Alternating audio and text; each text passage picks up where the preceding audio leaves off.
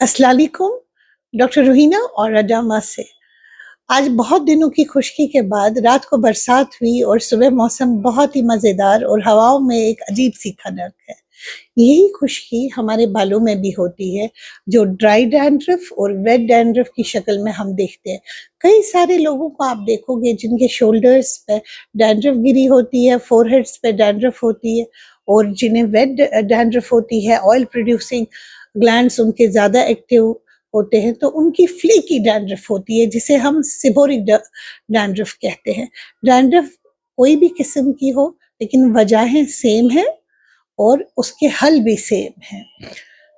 Winter में usually ये dandruff ज़्यादा होती है क्योंकि विंटर में पेरिफेरल सर्कुलेशन हम लोगों की बहुत कम होती है। स्पेशली कश्मीर आप में आप देखोगे बच्चों के, बड़ों के चिलब्लेन्स आते हैं जिसे आप शुह कहते हैं, टोज़ में, फिंगर्स में, बिकॉज़ पेरिफेरल सर्कुलेशन कम हो जाती है। इसी तरह जो हमारे बाल हैं उन तक खून का दबाव और दौरा जो है बहुत कम होता है, जिसकी वजह से उनको नरिशमेंट नहीं मिलती है और डैंड्रफ हो जाती है।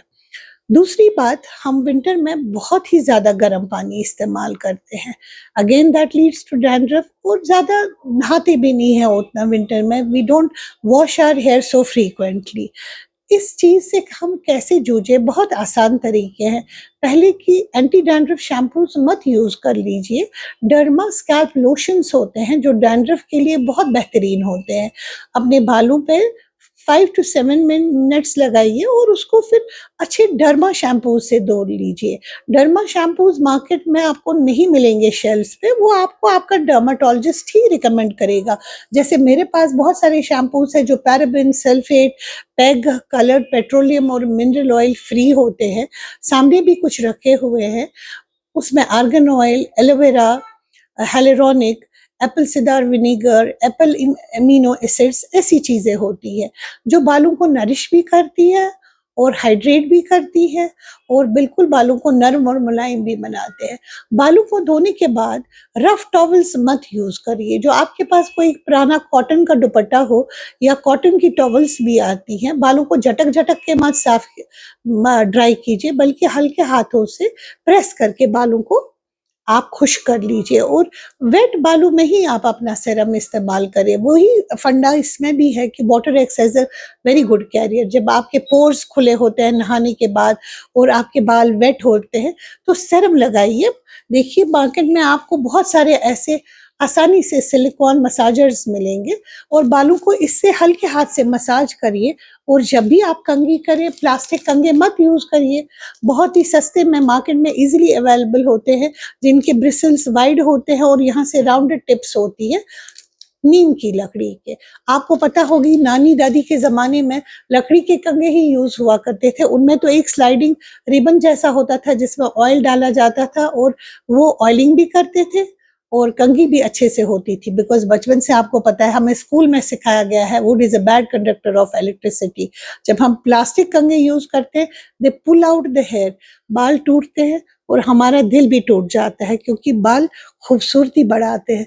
तो अपने बालों का ख़्याल रखिए। ऐसी बात नहीं कि मैं बालों की बात करूँ और हेयर पैक्स की बात ना करूँ। हेयर पैक्स मार्केट में बहुत मिलेंगे, आपको रेडीमेड बहुत मिलेंगे, लेकिन घर की बनाई हुई चीज़ों का जो है नतीजा ज़्यादा फ़ास्ट और अच्छा होता है।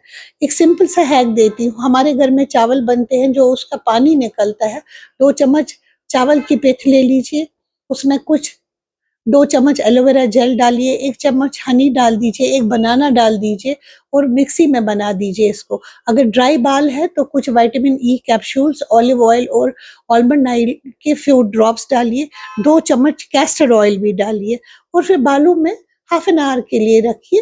प्लास्टिक की पन्नी बाँध दीजिए या शावर कैप लगा दीजिए और जिनकी ऑयली बाल है वो इसमें ऑयल्स को ना डालें, बाकी सब चीज़ें ऐसी जैसे मैंने आपको कहा हाफ एन आवर के लिए रखिए और अपने बाल धो लीजिए।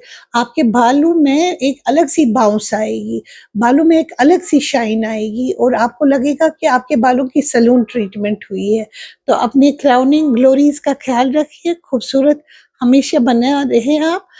ये टॉपिक ख़त्म करने से पहले मैं आपसे इल्तिजा करती हूँ कि बहुत सारे भाई-बहन हमारे, बहुत सारे हमारे अपने प्यारे लोग हॉस्पिटल्स में हैं, उनके लिए दुआ करें कि अल्लाह ताला उन्हें शिफ़ा दे और उनको अपने घर वापस भेज दे, क्योंकि कल मैं कहीं गई थी तो बड़ा दिल दुखा कि बहुत सारे लोग हॉस्पिटल्स में हैं।